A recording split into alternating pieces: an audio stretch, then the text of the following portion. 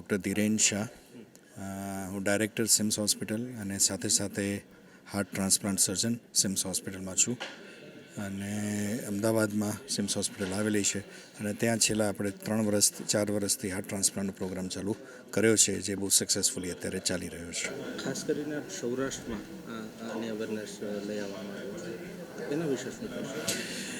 એક વસ્તુ નક્કી છે ને આપણે બધાને જ ખબર છે કે હૃદયની બીમારીઓ જે છે એ ઓવરઓલ ગુજરાતમાં દરેક ખૂણે ખૂણે આપણે ખાસી એવી પ્રચલિત છે. અને ખાસ કરીને આપણા સૌરાષ્ટ્રમાં લોકો એવું કહેવાય છે, લોકો પાણી ઓછું પીએ છે ને તેલ વધારે પીએ છે. એટલે એવી જ્યારે સ્થિતિ છે ત્યારે હૃદયના પેશન્ટો અતિશય છે. પ્રેક્ટિકલી એવું કહી શકાય કે ઘરના દરેક એક ઘરમાં એક હાર્ટનું પેશન્ટ આપણે અહીંયા હશે. હવે એ જ્યારે હાર્ટની બીમારી આટલી પ્રચલિત હોય તો ઓબ્વિયસલી એમાંથી 10-15% પેશન્ટો એવા બી હોય છે કે જે લોકોને હાર્ટ ફેલિયર થાય છે. હાર્ટ ફેલિયર એટલે હૃદય નબળું પડી ગયું. કારણો ઘણા બધા છે, જન્મજાત તકલીફથી કરીને હાર્ટ એટેક વારે ઘડીએ આવવાથી કરીને વાલની તકલીફ, ઇવન પ્રેગ્નન્સી પછી અમુક બહેનોમાં હૃદય નબળું પડી જતું હોય છે. એવી ઘણી બધી તકલીફ હોય. તો એ જે હાર્ટ ફેલિયરના પેશન્ટો છે, એવું કહીશ કે લગભગ 10-15% પેશન્ટો આપણે અહીંયા સૌરાષ્ટ્ર રિજનમાં, કચ્છ સૌરાષ્ટ્રમાં હશે. હવે એ બધાને આમ જોવા જાઓ તો અત્યારે આપણે દવાઓથી વિશેષ કશું આપતા નથી, પણ એ લોકોને જો દવાઓ પર જ આપણે રાખીએ તો એવું કહેવાય કે 5 વર્ષના અંતે લગભગ 80% લોકો મૃત્યુ પામે. 5 વર્ષ બી નથી જોઈ શકતા. પણ એ જ જગ્યાએ જો આપણે એ લોકોને હાર્ટ ટ્રાન્સપ્લાન્ટનું એક ઓપ્શન આપીએ તો હાર્ટ ટ્રાન્સપ્લાન્ટથી આપણે એ લોકોને એકની ઘણીવાર 1.5-2 દાયકાની જિંદગી આપણે આપી શકતા હોઈએ છીએ. એટલે 5 વર્ષના અંતે 75-80% લોકો જીવિત હોય છે. પહેલાંમાં 5 વર્ષના અંતે 80% મૃત્યુ પામે છે, જ્યારે આમાં આપણે એને જીવન આપીએ છીએ.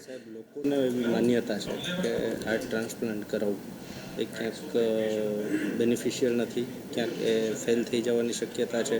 આવા બધા માહિતી લોકોના મગજમાં પડેલા છે. એક્ઝેક્ટલી, બસ એ જ આ કારણ છે કે અમારે આ ટ્રાન્સપ્લાન્ટ ઓપીડી આ રીતે એક વ્યાપક ધોરણે અને વ્યાપક રીતે સૌરાષ્ટ્રમાં લાવી અને લોકોને આ બધી જે ભ્રમણાઓ છે એ દૂર કરવાની છે. રિઝલ્ટની વાત કરું તો 1 વર્ષના અંતે 90% પેશન્ટ્સ સારા હોય છે અને 14 વર્ષના અંતે 50% લોકો નોર્મલ હોય છે. એટલે હાર્ટ ટ્રાન્સપ્લાન્ટના રિઝલ્ટ્સ કિડની ટ્રાન્સપ્લાન્ટ અથવા આપણે લીવર ટ્રાન્સપ્લાન્ટ ગણો તો ઓલમોસ્ટ ઇક્વલી ગુડ છે. એટલે આ એક માન્યતા જે છે કે હૃદય ટ્રાન્સપ્લાન્ટ કરો એટલે પેશન્ટ મરી જ જાય છે, એવું નથી. અને આપણે જે અત્યારે 9 હાર્ટ ટ્રાન્સપ્લાન્ટ કર્યા છે, દરેક patient R absolutely fine, accept 1 કે 2 પેશન્ટોમાં જે થોડો પ્રોબ્લેમ થયા, પણ એના સિવાય બધા જ પેશન્ટો સારી રીતે અત્યારે જીવી રહ્યા છે.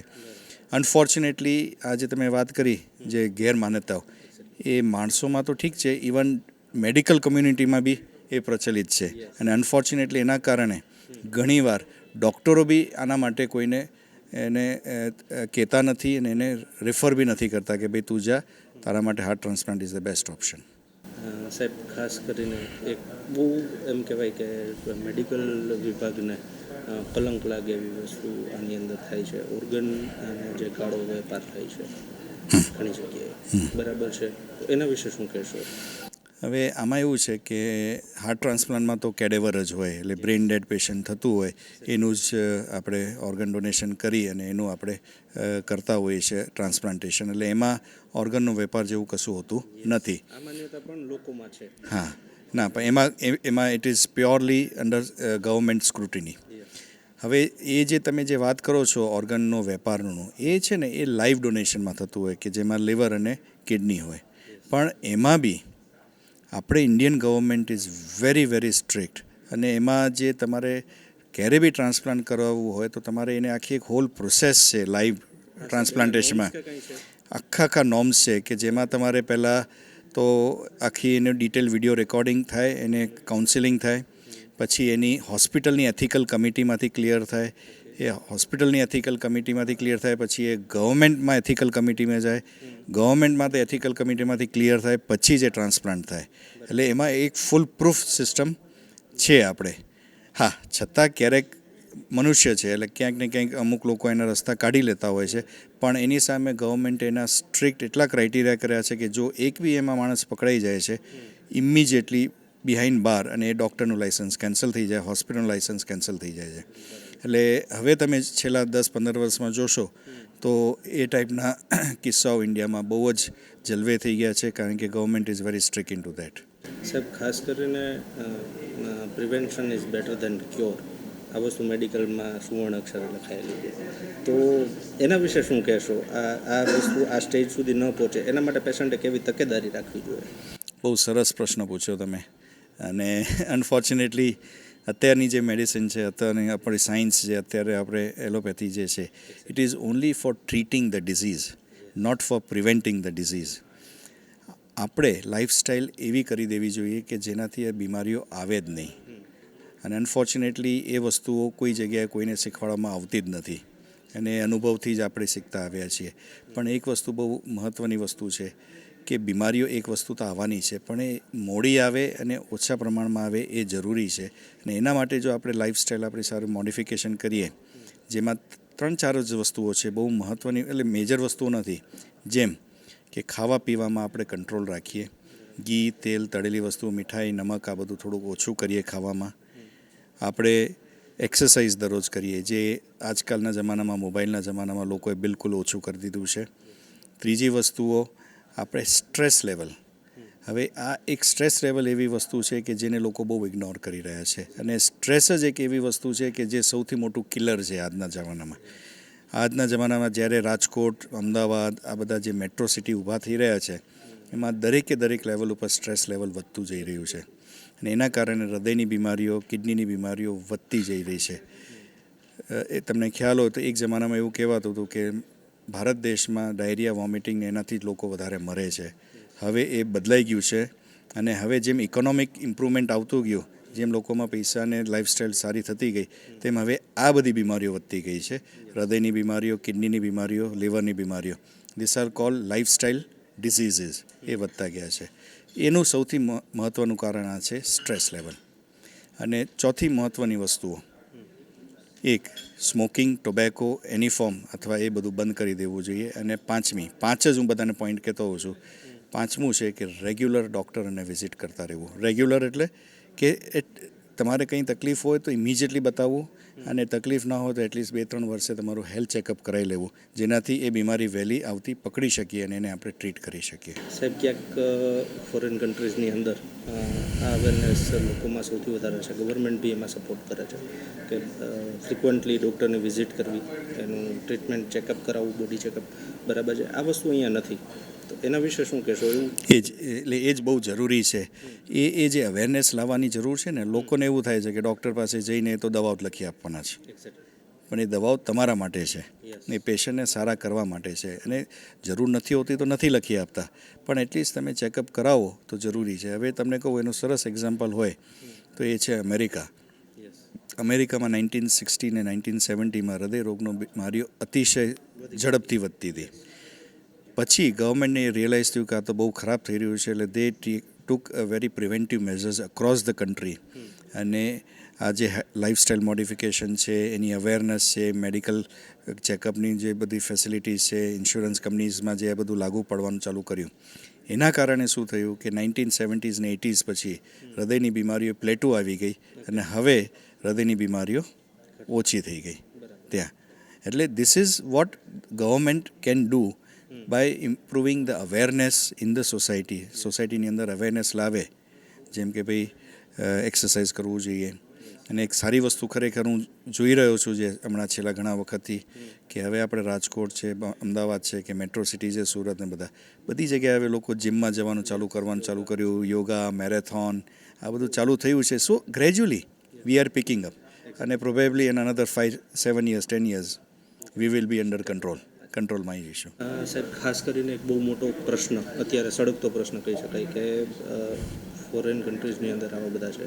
હવે તો આપણે અમદાવાદ, રાજકોટ, ગુજરાત બહુ આધુનિક થઈ ગયું છે હોસ્પિટલ, મેડિકલની અંદર. તો મેડિકલ ટુરિઝમ એ હજી ક્યાંક આપણે અહીંયા ડેવલપ નથી થયું. મેડિકલ ટુરિઝમ નહીં ડેવલપ થવાનું એક સૌથી મોટું કારણ કદાચ આપણી કનેક્ટિવિટીનું છે. જે દિલ્હી અને બોમ્બે અને ચેન્નઈની જે કનેક્ટિવિટી છે એ હજી આપણે અમદાવાદમાં નથી થઈ. એકવાર એ કનેક્ટિવિટી સારી થઈ જશે તો definitely we have a huge scope of medical tourism. કારણ કે અમદાવાદ એક હવે મેડિકલ હબ થઈ ગયું છે. દરેક બીમારીની અત્યાધુનિક ટ્રીટમેન્ટ જે છે બધી જ અવેલેબલ છે આપણે.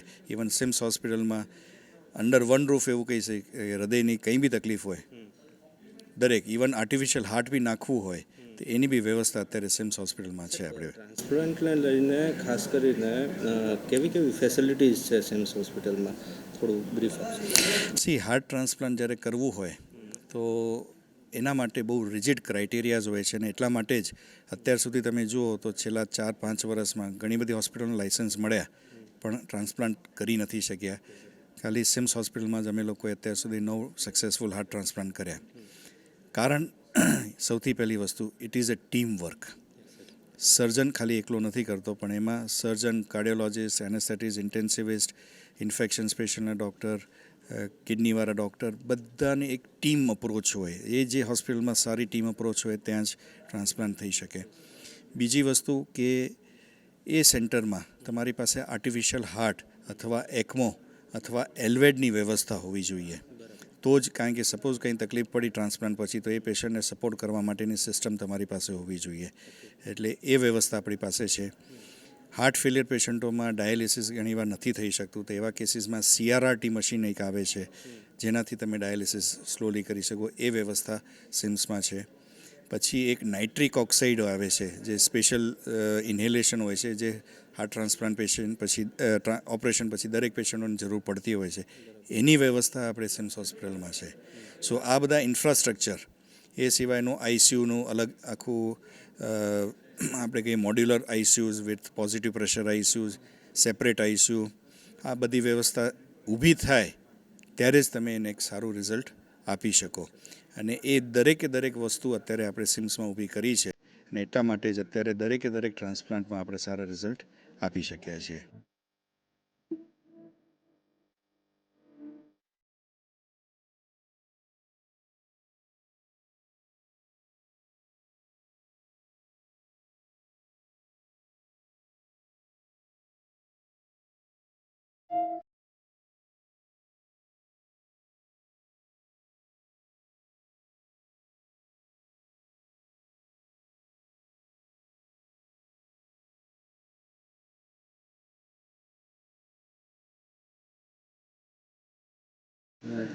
ખાસ કરીને મેટ્રો સિટીઝની અંદર તો આ ફેસિલિટી મળે છે, પણ ક્યાંક રૂરલ ગામડા વિસ્તાર છે ત્યાં આ બધી સગવડતાઓ નથી મળતી અને સૌથી વધારે મૃત્યુ ત્યાંથી થઈ છે. તો એના વિશે કાંઈ સિમ્સ હોસ્પિટલ એક્ટિવ? એના વિશે જ, એના માટે જ આપણે આ સિમ્સ ટ્રાન્સપ્લાન્ટ OPD ચાલુ કરી છે. Transplant OPD. હવે એક વસ્તુ તો નક્કી છે કે આ ટાઈપની જે હાઈ એન્ડ સર્જરી હોય એ અમુક સેન્ટરમાં જ પોસિબલ થઈ શકે. એને તમે વિચારો કે નાના સેન્ટરમાં પર્કોલેટ કરવું એ પોસિબલ ના થાય, કારણ કે એના માટે બહુ મોટું ઇન્ફ્રાસ્ટ્રક્ચર અને ટીમ વર્ક જોઈએ.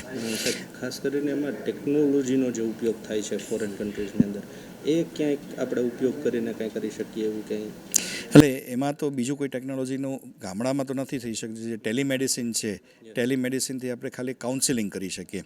હવે ટેલિમેડિસિનમાં કેવું છે કે ઇન્ડિયામાં સમાવ એ સક્સેસ ગયું નથી.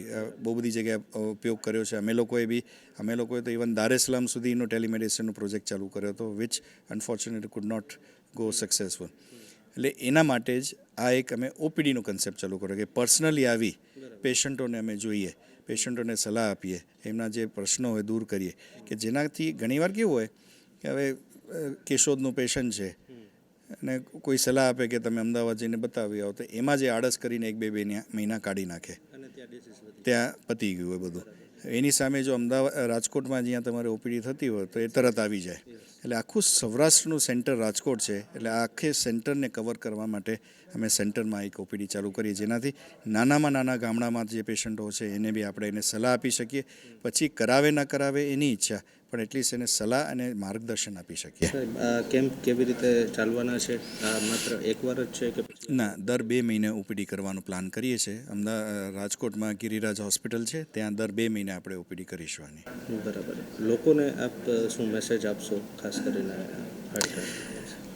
લોકોને એટલું મેસેજ આપીશ કે એક જમાનામાં એવું હતું કે ભાઈ હૃદય નબળું પડી ગયું અથવા અંગો નબળા પડી ગયા તો લોકો માયુસ થઈ જતા અને લોકો એકદમ ડિપ્રેસ થઈ જતા. ફેમિલી પેશન્ટ તો થઈ જ જાય, પણ સાથે સાથે ફેમિલી બી આખું ડિપ્રેસ થઈ જતું હતું કે હવે કંઈ બચ્યું જ નથી. હવે ગુજરાતમાં એવો જમાનો આવી ગયો છે કે જેને આ બધા માટે આપણી પાસે ઇલાજ અવેલેબલ છે અને એ બધા જ જે પેશન્ટો ટર્મિનલ સ્ટેજના છે હાર્ટ ફેલિયરના એ લોકોને એક નવી જિંદગી આપી શકીએ એના માટેની વ્યવસ્થા છે. એટલે એક આપણા માટે એક સારી દિશા છે, એક સારું ધ્યેય છે હવે ગુજરાતમાં કે લોકોને વધારે ને વધારે જિંદગી પ્રોડક્ટિવ લાઈફ આપી શકીએ એના માટેનું. ખાસ ગરીબી રેખાની નીચે ઘણા લોકો આવતા હોય છે ત્યારે ક્યાંક એ સારવાર નથી કરી શકતા, તો એના માટે સિમ્સ શું કરે? એના માટે સિમ્સ હોસ્પિટલમાં અમારું એક સિમ્સ ફાઉન્ડેશન બી છે કે જેમાં અમુક ગરીબ પેશન્ટોને અમે થોડી મદદ કરતા હોઈએ છીએ. પણ સાથે સાથે ગવર્મેન્ટ ઓફ ગુજરાતે એ બી બહુ સરસ એક ઇનિશિયેટિવ લીધું છે ટ્રાન્સપ્લાન્ટ માટે, કે ટ્રાન્સપ્લાન્ટ ઓબ્વિયસલી બહુ ખર્ચાળ પ્રોસિજર છે કારણ કે એમાં વસ્તુનો વપરાશ, એમાં જે ટેકનોલોજીનો વપરાશ છે એ બધી બહુ મોંઘી વસ્તુઓ હોય છે. એટલે એમાં ગવર્મેન્ટ ઓફ ગુજરાતે 7.5 લાખ રૂપિયા હાર્ટ ટ્રાન્સપ્લાન્ટમાં, 4.5 લાખ રૂપિયા લીવર ટ્રાન્સપ્લાન્ટમાં અને 2.5 લાખ રૂપિયા કિડની ટ્રાન્સપ્લાન્ટમાં જરૂરતમંદ પેશન્ટોમાં CM ફંડમાંથી એ પેશન્ટોને મળે એવી વ્યવસ્થા ગવર્મેન્ટ ઓફ ગુજરાતે કરી છે, જે એક બહુ આવકારભર્યું પગલું છે અને it is really A very good initiative from. એટલે એનાથી શું થાય કે જે ગરીબીના પેશન્ટ હોય અથવા મધ્યમ વર્ગના પેશન્ટો હોય એ લોકોને એમાં ફાયદો થઈ શકે.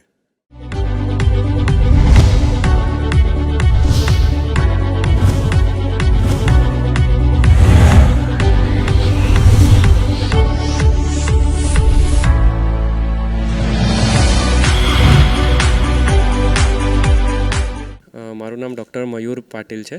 હું consultant nephrologist and transplant physician seems હોસ્પિટલમાં છું. મારું પ્રાઇમરી વર્ક કિડનીના રિલેટેડ રોગોની ટ્રીટમેન્ટ કરવાનું છે, જેમાંથી કિડની ટ્રાન્સપ્લાન્ટ એક છે.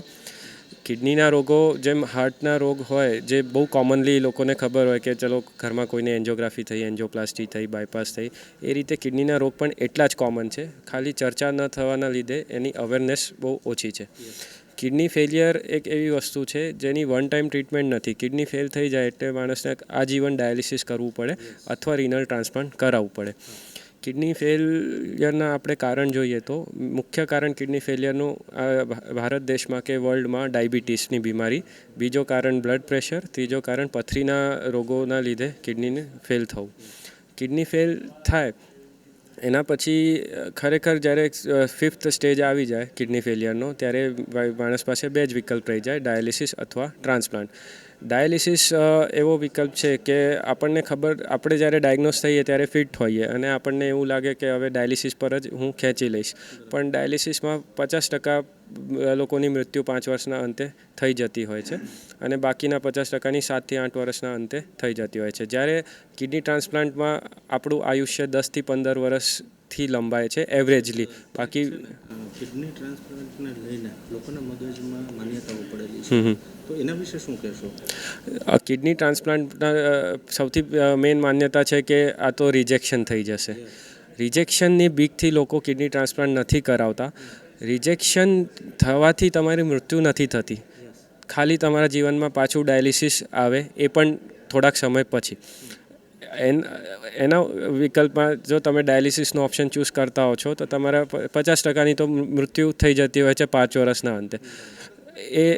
એ લોકોને અવેરનેસ ન હોવાના લીધે લોકો ડાયાલિસિસ પ્રત્યે વધારે જાય છે અને કિડની ટ્રાન્સપ્લાન્ટ ચૂઝ નથી કરતા. પણ હવે જે સોલ બ્રેડ વિનર્સ હોય છે ફેમિલીના, કે 20 થી 30 વર્ષના કે 40-45 વર્ષના પુરુષ કે સ્ત્રી જેને ઘર ચલાવવાની જવાબદારી પણ છે, એ ડાયાલિસિસ સાથે જોબ ના કરી શકે, અઠવાડિયામાં 3 વાર હોસ્પિટલ જવું પડે, એમનું એટલે આપણે એમ્પ્લોયમેન્ટ અફેક્ટ થાય. જ્યારે તમે કિડની ટ્રાન્સપ્લાન્ટમાં એકદમ નોર્મલ વ્યક્તિની લાઈફ જીવી શકો, તમારું ઘર ચલાવી શકો, તમારા પરિવારને ઉછેરી શકો.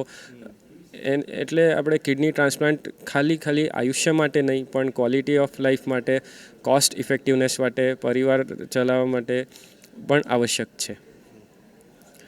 કિડની ટ્રાન્સપ્લાન્ટ વિશે થોડી જાણકારી આપું તો કિડની ટ્રાન્સપ્લાન્ટની જરૂર કોને છે? જે દર્દીની કિડની ફેલ છે અને એનું ડાયાલિસિસનો સ્ટેજ આવી ગયો છે, એટલે એનો એ સમય કિડની ટ્રાન્સપ્લાન્ટનો પણ થઈ ગયો છે. કિડની ટ્રાન્સપ્લાન્ટ માટે કિડની કોણ આપી શકે છે? તો બે ટાઈપના કિડની ટ્રાન્સપ્લાન્ટ હોય છે, એક લિવિંગ ડોનર કિડની ટ્રાન્સપ્લાન્ટ અને એક disease donor kidney transplant. Living donor kidney transplant એટલે કે આપણા ઘરમાંથી ખાલી આપણા ભારત દેશમાં એવો નિયમ છે કે blood relative, first degree relative જ કિડની આપી શકે છે, જેમાં મા બાપ, ભાઈ બહેન, હસબન્ડ વાઈફ એમ કાં તો ફેમિલી, ગ્રેન્ડફાધર ગ્રેન્ડમધર જ આપી શકે છે. કોઈ મિત્ર કે કોઈને લાગણીવશ કોઈ કિડની આપી નથી શકતું. ડિસીઝ ડોનરમાં આપણે નામ નોંધાવવું પડે છે, જેમાં જે કોઈની અકસ્માત રૂપે કે બ્રેન હેમરેજથી મૃત્યુ પામ્યા હોય અને બ્રેન ડેડ થઈ ગયા હોય, એમની કિડની જે એ દાન કરવા માગતા હોય, એ કિડની વારાફરથી જેનો નંબર જે બ્લડ ગ્રુપમાં આવતો હોય એ પ્રમાણે વેઇટિંગ લિસ્ટને મળતી જાય, એ પ્રમાણે કિડની ટ્રાન્સપ્લાન્ટ થતા હોય છે. કિડની ટ્રાન્સપ્લાન્ટ ના કોસ્ટ વિશે આપણે વાત કરીએ તો એવરેજ કોસ્ટ સરકારી કે પ્રાઇવેટ બંને હોસ્પિટલમાં 4 to 5 lakhsના વચ્ચે થતી હોય છે. કિડની ટ્રાન્સપ્લાન્ટ હા, ગવર્મેન્ટ PM ફંડ અને CM ફંડ આપતી હોય છે. એના માટે અરજી કરવી પડતી હોય છે, જે આપણા ટ્રાન્સપ્લાન્ટ કોઓર્ડિનેટર્સ ગાઈડ કરતા હોય છે પેશન્ટ્સને. કિડની માટે 2.5 lakh રૂપીઝ PM કાં તો CM ફંડમાંથી આવતા હોય છે. અને ખાસ કરીને કિડની ટ્રાન્સપ્લાન્ટને લઈને સિમ્સ હોસ્પિટલમાં કેવા પ્રકારની ફેસિલિટીઝ અવેલેબલ છે? કિડની ટ્રાન્સપ્લાન્ટ જેટલાય ટાઈપ્સ ઓફ કિડની ટ્રાન્સપ્લાન્ટ હોય છે, કે living donor, kidney cadaveric cranial transplants, પછી ક્રોસ ટ્રાન્સપ્લાન્ટ્સ, ABO ઇનકમ્પેટિબલ, જેમ કે બ્લડ ગ્રુપ મેચ ના થતો હોય તો પણ પ્લાઝમા ફેરેસિસ કરીને અને સ્પેશિયલ ટ્રીટમેન્ટ કરીને એમનું ટ્રાન્સપ્લાન્ટ કરી દેવું, એ બધી ફેસિલિટીઝ આપણા સિમ્સ હોસ્પિટલમાં ઉપલબ્ધ છે. ખાસ કરીને prevention is better than cure, આ સ્ટેજ આવે જ નહીં એના માટે લોકોએ કેવી કાળજી રાખવી? આમાં પહેલી વસ્તુ અવેરનેસની છે. જે કિડનીના મેઇન મુખ્ય 3 કારણ મેં તમને કીધા, બ્લડ પ્રેશર, ડાયાબિટીસ અને પથરીના રોગ. જે વ્યક્તિને એ થઈ ગયા હોય એ વ્યક્તિ જો એનું કંટ્રોલ ના રાખે તો એ માણસને કિડની ફેલિયર થવાનું જ છે. કિડની ફેલિયર ડાયાબિટીસના દરેક વ્યક્તિને નથી થવાનું, કંઈ 2 દિવસમાં કે 1 મહિનામાં કે 1 વર્ષમાં નથી થવાનું. ડાયાબિટીસ અનકન્ટ્રોલ્ડ રહે તો 15 વર્ષના અંતે કિડની ફેલ થાય. તમારા પાસે 15 વર્ષ હોય છે કે ડાયાબિટીસને તમે એકદમ સારી રીતે, યોગ્ય રીતે દવા લઈને કંટ્રોલ રાખી શકો. જે લોકો આ નથી રાખતા હોતા એમની કિડની ફેલ થતી હોય છે. તો prevention is always better than cure. આપણે ડાયાબિટીસ, બ્લડ પ્રેશર એકદમ સારી રીતે કંટ્રોલ રાખીએ તો કિડનીનો રોગ કોઈ ના થતો હોય. હવે ડાયાબિટીસ અને બ્લડ પ્રેશર થયા પછી કેમ કંટ્રોલ કરવું, એને થવા જ નથી દેવું, એ મેઇન આપણો ગોલ હોવો જોઈએ. ડાયાબિટીસ અને બ્લડ પ્રેશર આજકાલના જનરેશનમાં obesity, stress, sedentary lifestyle, exercise નથી કરતા, તેલવાળું ખાય, એ બધી અને વ્યસનો જેમ કે સ્મોકિંગ છે, તંબાકુ છે, દારૂ છે, એના લીધે થતું હોય છે. તો આ બધી વિગતોમાં આપણે જો પરહેજ રાખીએ, કંટ્રોલ કરીએ, એક્સરસાઇઝ કરીએ, વજન, લાઈફસ્ટાઈલ બદલવી પડે બેસિકલી, તો આ જે મૂળ રોગ છે ડાયાબિટીસ, બ્લડ પ્રેશર, એ ના થાય. અને એ ના થયા તો આગળ જઈને કિડની કે હાર્ટની બીમારીઓ ના થાય.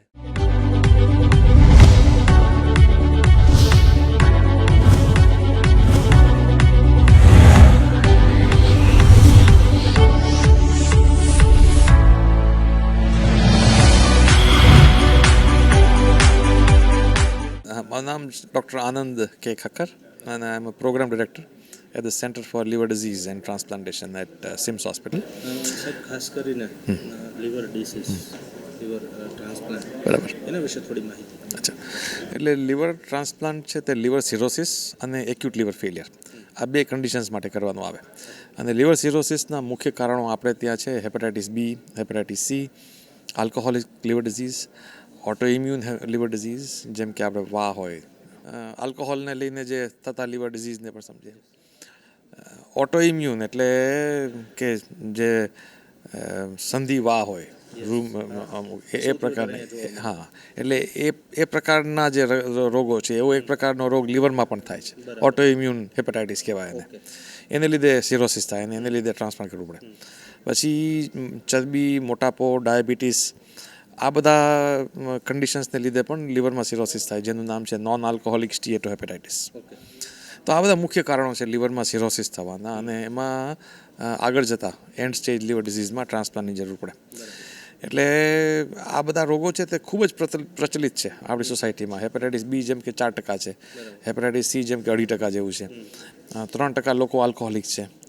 એટલે આ 3 થઈને લગભગ 9 થી 10% જેવું થઈ જાય. એ ઉપરાંત આ મોટાપો, પછી અમુક જન્મજાત લીવર કન્ડિશન છે જેમ કે વિલ્સન્સ ડિઝીઝ, કોપર મેટાબોલિઝમની, કે હિમોક્રોમેટોસિસ કે જેમાં આયર્ન ઓવરલોડ થાય, એવા બધા દર્દીઓ. હવે આ બધી કન્ડિશન્સમાં લીવર ટ્રાન્સપ્લાન્ટની જરૂર પડે. હવે લીવર ટ્રાન્સપ્લાન્ટ છે તે કાં તો કેડાવરિક ઓર્ગન કે જેમ કે બ્રેઇન ડેડ હોય એમાંથી ફેમિલી ડોનેટ કરે તો ત્યાંથી લીવર મળે, અથવા તો આપણા ફેમિલી મેમ્બર છે તે અડધું લીવર આપણને આપી શકે. જે ખાલી લીવર પૂરતી જ આ સગવડ ઉપલબ્ધ એટલા માટે છે કે લીવર કેન રીજનરેટ. ઓકે. એટલે તમે લીવરને અડધું કાપીને કાઢી લો તો લગભગ 2 થી 3 મહિનામાં એ પાછું પહેલાં જેટલું જ ઉગી જાય. એમાં કોઈ પ્રકારની ખામી કે ખોડ ન રહે, કુદરતી. અને છે તે એ ડોનર ને જિંદગીભર કોઈ પણ વિશેષ દવા ન લેવી પડે ડોનેશન કર્યા બાબતે કે એને લીધે, અથવા તો એવી કોઈ પણ કામ કે કારકિર્દી નથી કે જે એ ન કરી શકે. બધું જ એમ personal as well as professional. એમ કે એને ડીપ સી ડાઇવિંગ કરવું હોય, કે એને સ્પેસમાં જવું હોય, કે એને એન્જિનિયર બનવું હોય, કે ડાક્ટર બનવું હોય, કે પાયલટ બનવું હોય, ને લગ્ન કરવા હોય, કે બાળકો કરવા હોય, કે જે કરવું હોય, એમાં એકેય વસ્તુમાં કાંઈ પણ એને આડું આવે નહીં. એટલે એ living donation without any loss is possible with living donor liver transplantation. અને આમાં ખર્ચો છે તે લગભગ 20 થી 22 લાખ રૂપિયાનો ખર્ચો થાય છે અત્યારે સિમ્સ હોસ્પિટલ અમદાવાદમાં. હવે આમાં શું છે કે ઓલરેડી ખાલી સીએમ ફંડ માત્ર જ લગભગ 4.5 લાખ રૂપિયાની સહાય આપે છે. એટલે એ બિલકુલ 17.5 લાખ જેવું થઈ જાય. એ ઉપરાંત પીએમ ઓફિસમાંથી ફંડ મળે છે. એ ઉપરાંત there are crowd funding agencies જે નાના ડોનેશન્સ દ્વારા અમે જેટલી વાર કોશિશ કરી છે ને એમાં મોટા ભાગે થાય કે અમને ક્યારેક 10 લાખ ઘટતા હોય, કે ક્યારેક 5 લાખ ઘટતા હોય, કે 15 લાખ ઘટતા હોય, તો ઘણી વખત 15 લાખ ઘટતા હોય ને 20 લાખ મળે, અથવા તો 10 લાખ ઘટતા હોય ને 12 લાખ ભેગા થઈ જાય. એટલે પીપલ આર જનરસ ને સહાય. એ ઉપરાંત એના વોલન્ટરી એસોસિએશન્સ ઓલ ગ્રેટ, કે ટાટા ટ્રસ્ટ છે, કે અદાણીઝનો ટ્રસ્ટ છે, કે રિલાયન્સના ટ્રસ્ટ છે. હા, ના, એટલે મારી પાસે પૈસા નથી એટલે હું જાઉં જ નહીં ને કોશિશ જ ન કરું, એવું ન કરવાનું. ઘણી વખત એવું બને કે તમારા ભાગે કાંઈ 5 લાખ જ નાખવાના આવે, બાકીના બધા છે તે મળી રહે આપણને. અચ્છા સાહેબ, ખાસ કરીને માન્યતાઓ આને લઈને ઘણી બધી પડેલી છે લોકોમાં, તો એના વિશે શું કહેશો? એટલે liver transplant is a very successful procedure. 90% of the patients do well. ખાલી જીવતા રહે એટલું જ નહીં, 90% લોકોને સારું થઈ જાય. એટલે એની જિંદગી બિલકુલ રાબેતા મુજબ થઈ જાય. અને તમે કોઈ પણ લીવરના દર્દીને જો ને તો શું છે કે હાથ પગ દોડીને, પગ ગાગડીને, ચામડી કાળી થઈ ગઈ હોય ને એવી બધી મુશ્કેલીઓ હોય, તો એ ટ્રાન્સપ્લાન્ટના 3 મહિના પછી તમે એને જો ને તો જાણે આજથી 5 વર્ષ પહેલાં જેવા લાગતા હતા એવા લાગે. માણસોને ક્યારેક ખ્યાલ ના આવે કે આ આટલું બધું પરિવર્તન. એટલે મારે કહેવાનો મતલબ શું છે કે it is a successful procedure. Not only કે ટેકનિકલ સક્સેસને આપણે ઘરે બેઠા રહેવાનું છે, સંપૂર્ણ કામગીરીમાં પાછા પ્રવૃત્ત થઈ શકો. સર, ખાસ કરીને પ્રિવેન્શન ઇઝ બેટર ધેન હા, ડેફિનેટલી. આ બહુ સખત સત્ય છે સાહેબ. હા, તો એના વિશે આ સ્ટેજ જ ન આવે એના માટે કેવી કાળજી રાખવી જોઈએ લોકોએ? હવે એક છે કે C good and healthy lifestyle goes a very long way. પણ એમાં અમુક કન્ડિશન્સ એવી છે કે હેપેટાઇટિસ બી છે, હેપેટાઇટિસ સી છે, ઓટોઇમ્યુન લીવર ડિઝીઝ છે, તો એ તમને ખ્યાલ જ ના હોય તમે શું પ્રિવેન્ટ કરો. એટલે મેઇન વસ્તુ લીવર ડિઝીઝ પ્રિવેન્શન માટે is to do timely preventive health checks. એટલે પ્રિવેન્ટિવ નથી હોતા માણસોને એમ થાય કે કારણ કાંઈ તકલીફ નથી, શું હોસ્પિટલ જવું. પણ પ્રિવેન્ટિવ હેલ્થ ચેક્સ છે તે એનું એક શેડ્યુલ છે. જાણે 30 વર્ષની ઉંમરે તમે કરાવો તો 10 વર્ષે એકવાર કરાવો, 40 વર્ષની ઉંમરે કરાવો તો 5 વર્ષે એકવાર કરાવો, 50 વર્ષની ઉંમરે 3 વર્ષે એકવાર કરાવો, 60 વર્ષની ઉંમરે 2 વર્ષે એકવાર કરાવો. તો આ પ્રિવેન્ટિવ હેલ્થ ચેક છે તે પ્રિવેન્ટિવ હેલ્થ ચેકથી શું થાય કે હેપેટાઇટિસ બી, હેપેટાઇટિસ સીનું સ્ક્રીનિંગ થઈ જાય. ધારો કે હેપેટાઇટિસ બીની આપણને વેક્સિન ન લીધી હોય તો આપણને વેક્સિન અપાઈ જાય. ઓટોઇમ્યુન લીવર ડિઝીઝ છે કે નહીં એ જોવાઈ જાય. ફેટી લીવર ડિઝીઝ છે કે નહીં એ જોવાઈ જાય. ડાયાબિટીસ છે કે નહીં ખ્યાલ આવે.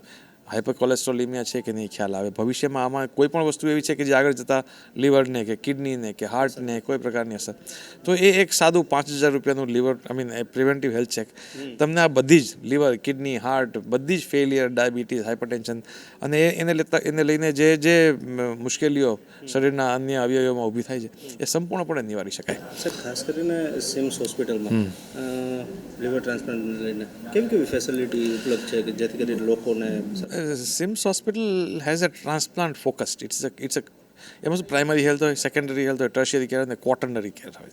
સો CIMS is a quaternary care centre. એટલે you have kidney transplant, liver transplant, heart transplant, bone marrow transplant, lung transplant, intestinal transplant. એટલે it is a state of the art infrastructure where all the tertiary care departments work in one synchronized orchestra. Okay, so it is a superlative experience. The infrastructure is of that order, instruments are of that order, technically trained manpower and therapists are of that order. So it is like it is like the state of the art basically. લોકોને શું message આપશો? લોકોને શું message આપવાનો? આ બધી વસ્તુઓમાં શું છે કે આમાં અમુક વસ્તુ એવી છે ધારો કે એ જે સાદી કે નાની જગ્યાએ ન થઈ શકે, એની માટેની જે સાર સંભાળ ને સુવિધાઓ જોઈએ, એ સુવિધાઓ ધારો કે ગુજરાતમાં હાલમાં એક માત્ર હતા કે સિમ્સ નંબર 1 આ બાબતે. સિમ્સ જે ઝાયડસ છે એવી 1-2-3 ઇન્સ્ટિટ્યૂટ્સ હોય કે જેમાં થઈ શકે, એમાં આવે. અને એમાં it is a life saving procedure. It gives it is not just ખાલી તમારી જિંદગી લાંબી થઈ જાય એવું નહીં. It gives you full functional, a happily involving life at an affordable cost with a very high success rate. And even for the affordable cost there is help available. So it is a successful procedure. Help is available. Please come forward and avail it. Okay. Right.